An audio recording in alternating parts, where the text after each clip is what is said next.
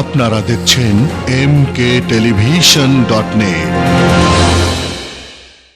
আগামী ২৯ মার্চ থেকে ৯০ দিনের মধ্যে সৌদি আরবে বসবাসরত অবৈধ বাংলাদেশিদের নিজ দেশে ফিরে যাওয়ার জন্য প্রেস কনফারেন্সের মাধ্যমে ১৯ মার্চ রোববার ঘোষণা দেন ক্রাউন প্রিন্স মোহাম্মদ বিন নাইফ। সৌদি থেকে প্রকাশিত সৌদি গেজেটের মাধ্যমে এই তথ্য জানানো হয়। সংবাদে প্রকাশ, সৌদি আরবে বিভিন্ন দেশের মোট ২৫ লাখ অবৈধ প্রবাসী রয়েছেন। সৌদি সরকারের বেঁধে দেওয়া সময়সীমার মধ্যে অবৈধ বাংলাদেশিদের দেশে ফেরত যাওয়ার জন্য নির্দেশ দেওয়া হয়েছে। এই বিষয়ে বিস্তারিত জানতে গত ২০ মার্চ সৌদি আরবে নিযুক্ত বাংলাদেশি রাষ্ট্রদূত গোলাম মসিহর মুঠোফোনে যোগাযোগ করলে তিনি অবৈধ প্রবাসী বাংলাদেশিদের সঠিক সংখ্যা তাৎক্ষণিকভাবে বলতে না পারলেও ধারণা করছেন কম বেশি ১৫,০০০-এর মতো হতে পারে। তিনি এ ব্যাপারে বিস্তারিত পরে জানাবেন বলে জানিয়েছেন। আমাদের পরবর্তী সংবাদ দেখার আমন্ত্রণ জানাচ্ছি। খুরশিদুল ইসলাম বাবু, mkTelevision.net।